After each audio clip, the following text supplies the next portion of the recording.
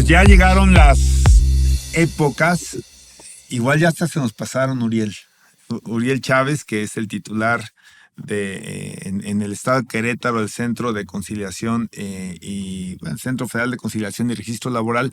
Y ya llegaron el momento del aguinaldo, ¿no? El que estamos esperando todos, a final de cuentas, es el guardadito o la expectativa de generar este ingreso adicional que generalmente pues lo vamos a acabar usando, me parece, y creo que esa es la parte lógica y la parte que no es aguafiestas, Uriel, pues lo vamos a gastar en regalos, probablemente en la organización de algunas de las fiestas, y yo digo que en el mejor de los sentidos o en el mejor de las lógicas de planeación, pues vamos a utilizar el aguinaldo también como para quitarle un poquito y esperamos que brinque el año, porque luego enero se le conoce esta famosa cuesta de enero, porque pues tenemos que hacer muchos pagos y bueno, pues siempre tener ahí algo de reserva es importante, ¿no?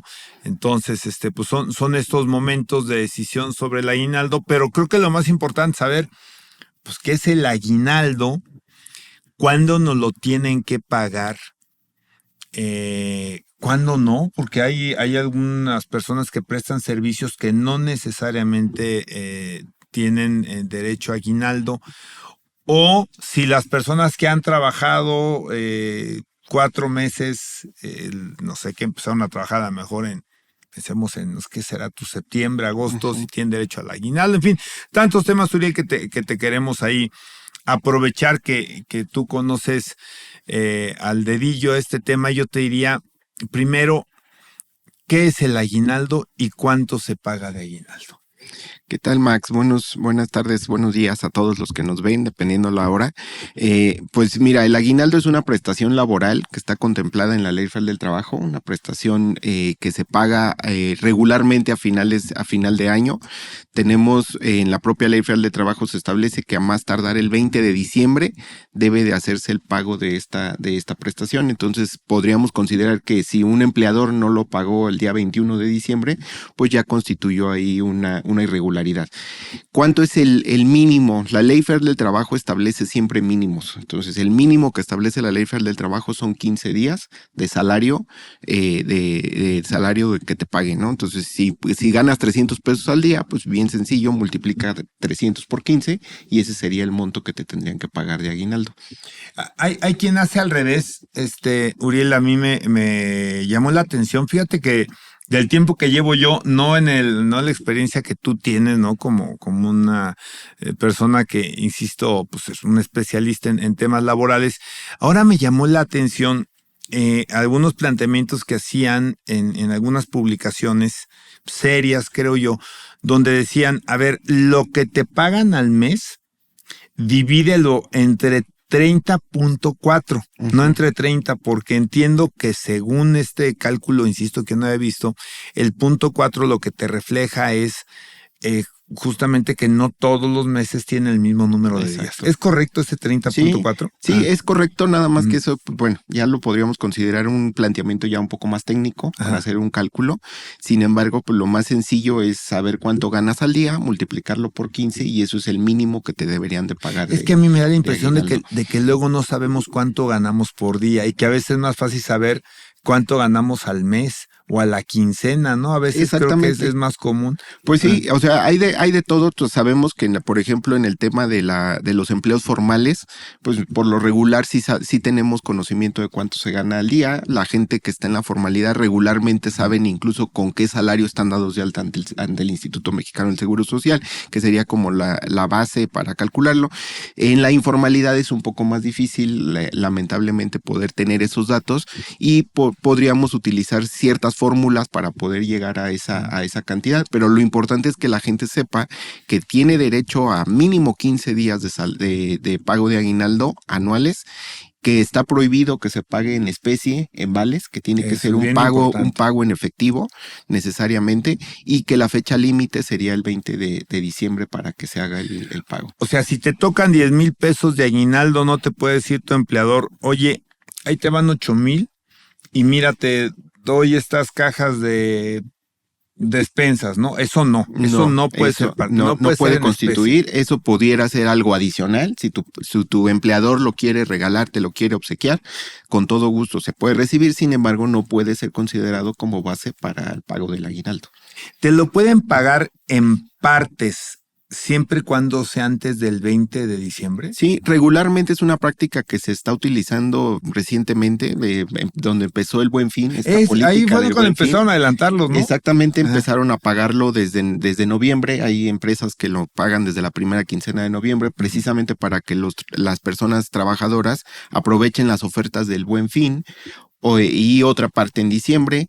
A la burocracia, muchos trabajadores de gobierno les pagan una primera parte en diciembre y una segunda parte en enero, como esa ayuda para la llamada cuesta de enero. La famosa cuesta de enero, sí. Para que no te lo gastes antes, ¿no? En las ofertas. Pero no sé, hay que aprovecharlas también. Creo que hay cosas muy interesantes y te ahorras para los regalos y todo. Ahora, 15 es lo mínimo. ¿Qué determina o cómo sabes? Yo sé que son cosas que en las que luego sí estamos empapados, pero no necesariamente. ¿Quién gana más o cómo se pacta? ¿Dónde queda establecido que ganas más de los 15 días en tu aguinaldo? Pues mira, un empleador puede determinar como condiciones de contratación que a lo mejor te pagan prestaciones superiores a la ley. Es muy común ver anuncios donde se señalan, ofertan un empleo y dicen prestaciones superiores a las de la ley. A lo mejor una de esas prestaciones pudiera ser que tu empleador determina darte 20 días de salario, ¿no? O 30 días de salario. Y eso estaría en tu contrato. Exactamente, estaría en tu contrato individual. Pero también, Max, en los contratos colectivos de trabajo. Por eso la importancia, por eso el Centro Federal de Conciliación y Registro Laboral tiene un compromiso muy grande por buscar que se firmen más contratos colectivos de trabajo a nivel nacional, porque por lo regular, o debería de ser el común denominador, que la mayoría de contratos colectivos contemplen mayores derechos de los que contempla la Ley Federal del Trabajo. Esa es la finalidad de un contrato colectivo de trabajo. Entonces, los contratos colectivos de trabajo, por lo regular, contemplan de 15 para arriba en temas de pago de aguinaldo, 30, 40, 50 días de aguinaldo.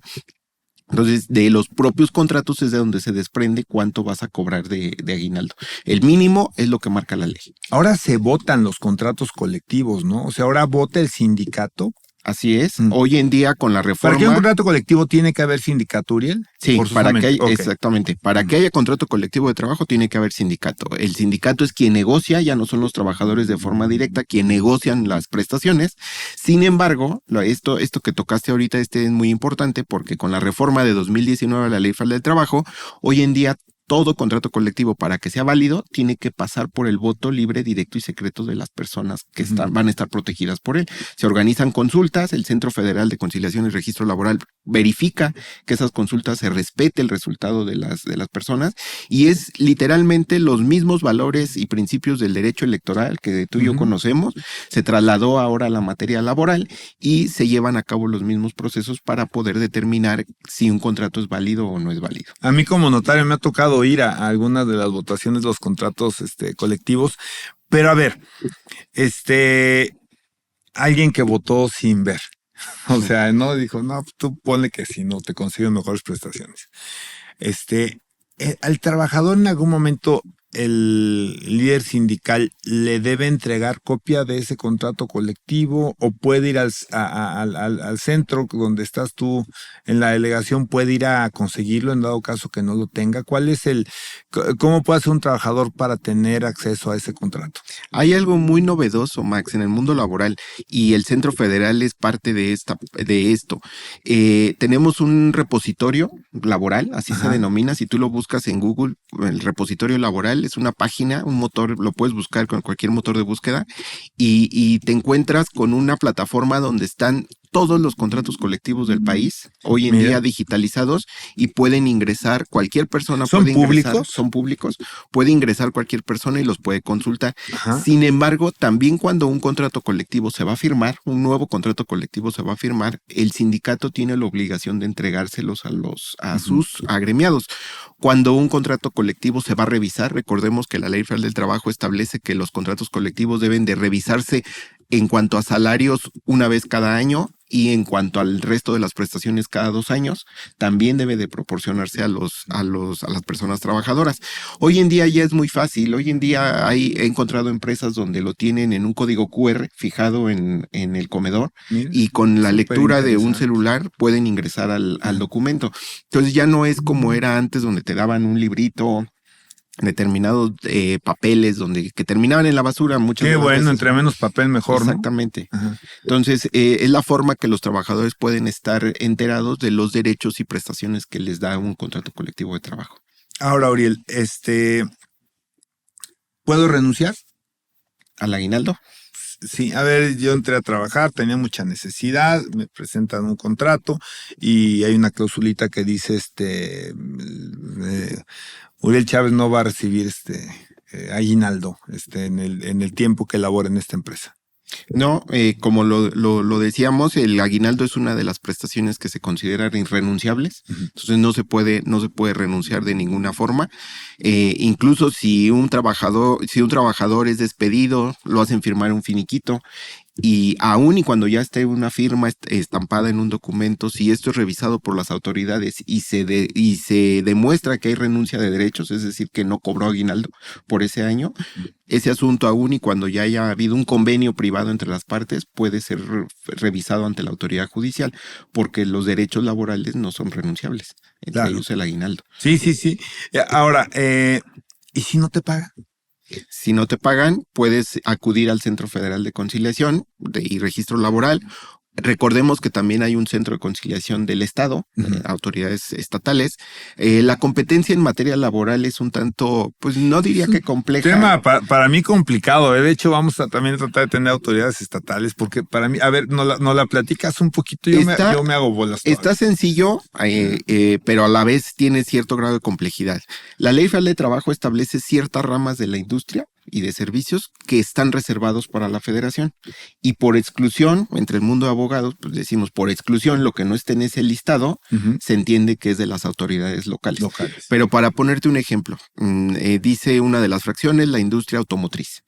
Y todo lo que tenga que relacionado con la construcción o fabricación de vehículos sería materia federal. Otro ejemplo sería la industria química.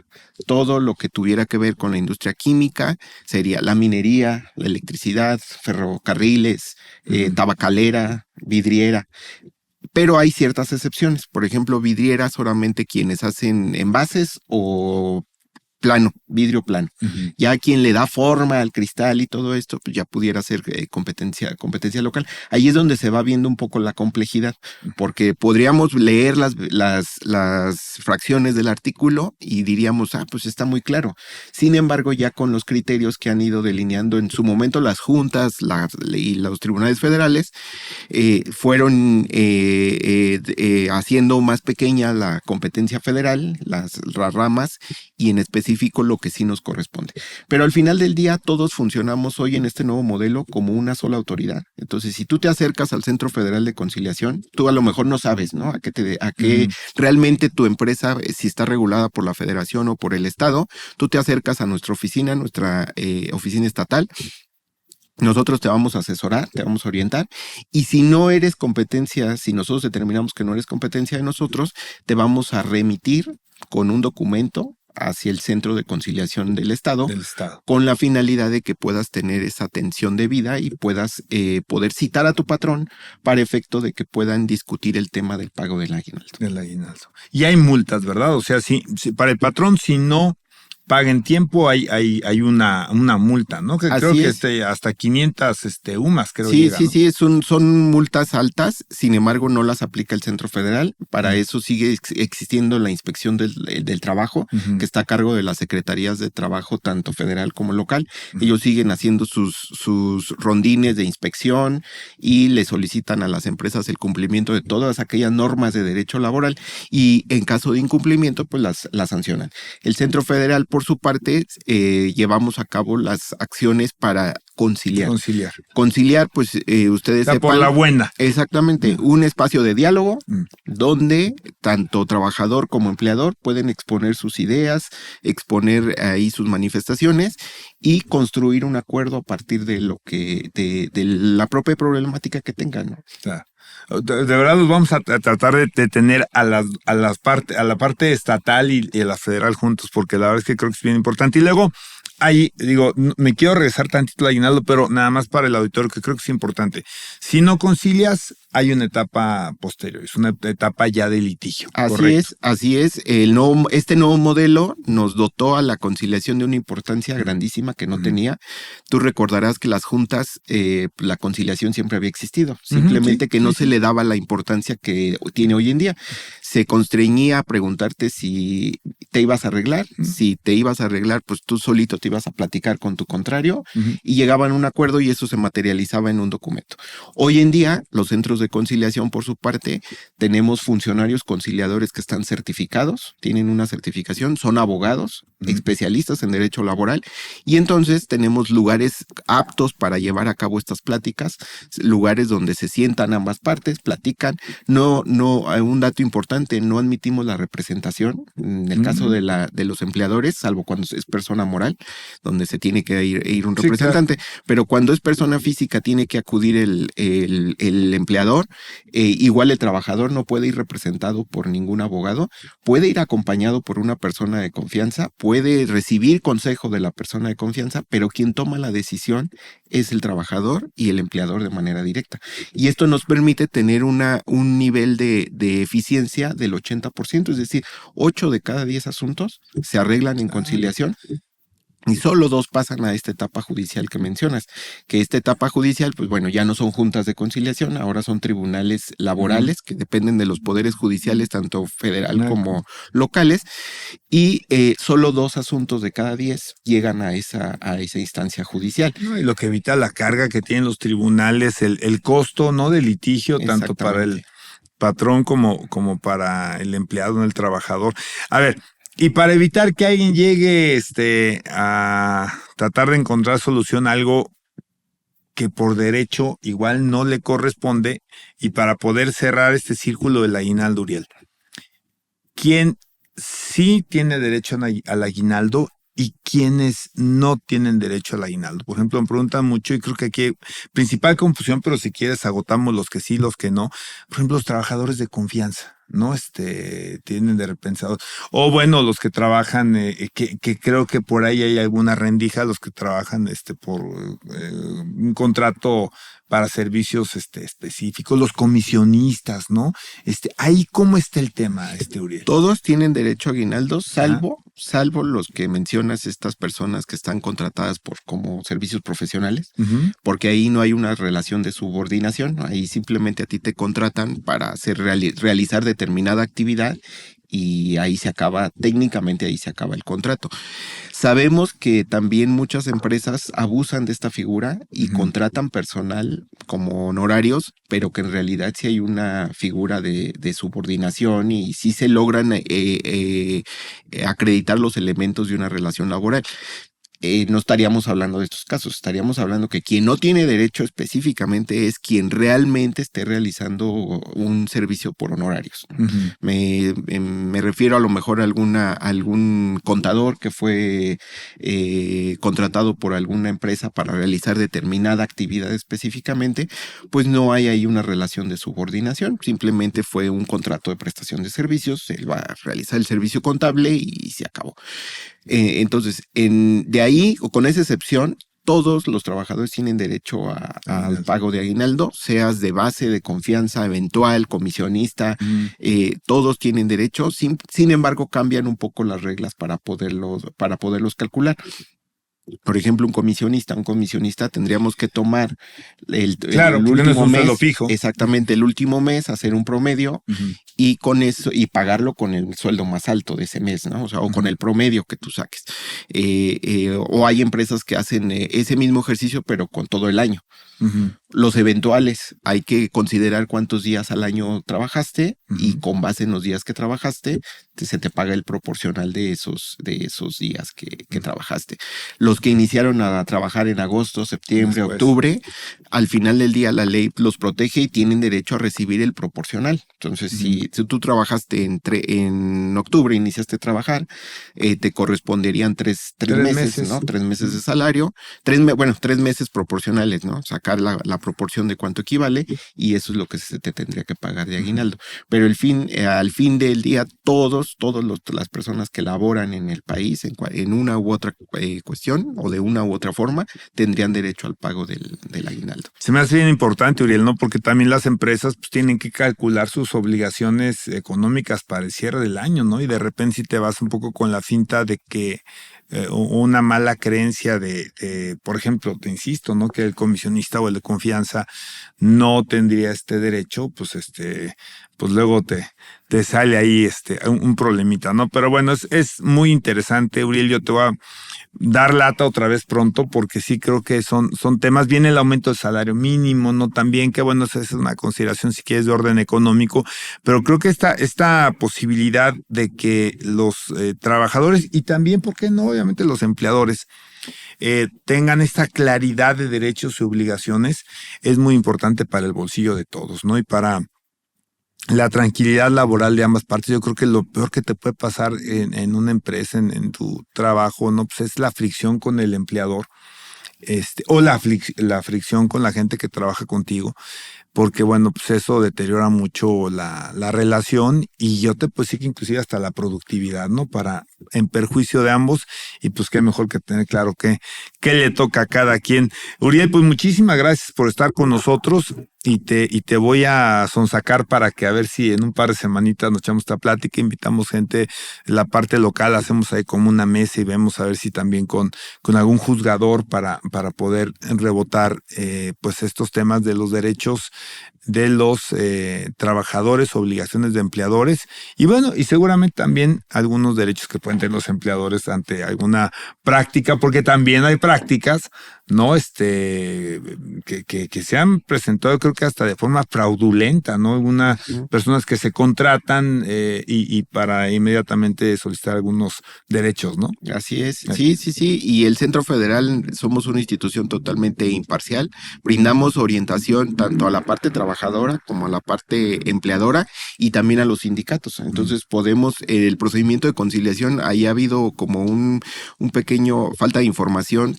Consideramos que solamente los trabajadores pueden iniciar el procedimiento de conciliación. Ajá. Y no, los empleadores también pueden citar a sus trabajadores para dirimir algún conflicto que se pudiera ahí estar suscitando. Qué bueno que lo comentes, Uriel, porque sí efectivamente hay como que ese malentendido con respecto a que es solamente el trabajador el que puede iniciar este tema de la conciliación.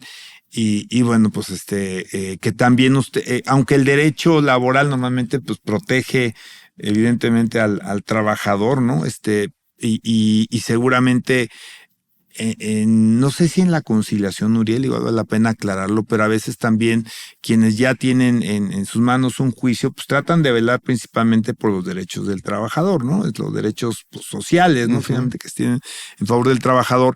Pero esto no quiere decir que en el Centro Federal de Conciliación, es decir, no atiendan o de alguna forma bien entendida también asesoren a patrones o empleadores, patrones como se le pueda llamar ahora, y por supuesto sindicatos, ¿no? Exactamente.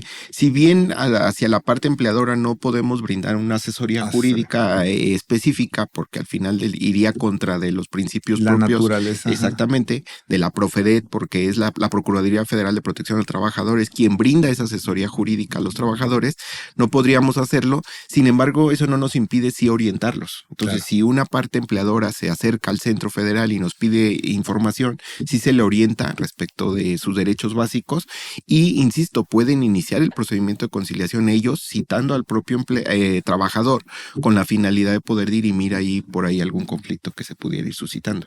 Pues muy bien, Uriel, de verdad te agradezco muchísimo y pronto te voy a molestar que nos regales más de tu tiempo para poder pues platicar de estos y otros temas tan importantes pues para el bolsillo de los trabajadores y también pues para la claridad de obligaciones de los empleadores. Pues bueno, pues vamos a esperar que pronto nos puedas acompañar, Uriel. Muchísimas gracias. Si me permite nada más señalar, estamos en Calzada Los Arcos, 278, Colonia Loma Dorada, segundo piso. Ahí está la oficina del Centro Federal de Conciliación y Registro Laboral. Estamos abiertos de lunes a viernes, de 9 a 6 de la tarde, horario corrido. También nos puedes encontrar en internet y en cualquiera de las redes sociales como Centro Laboral. Hay un teléfono general para el Centro de Conciliación Federal, es decir, donde te puedan asesorar de cualquier lugar de la República que marques? Sí, hay un conmutador. Si ingresas a la página del Centro Federal, aparece el teléfono 55, que es de Ciudad de México, Okay. pero también tenemos un número aquí local, que es 44-235-5055, que es aquí el de la oficina estatal, y también está disponible para que lo puedan utilizar en cualquier momento. Padrísimo. Perfecto. Muy bien. Uriel, pues como siempre, muchísimas gracias. No, al contrario, Max, Gracias. muchas gracias.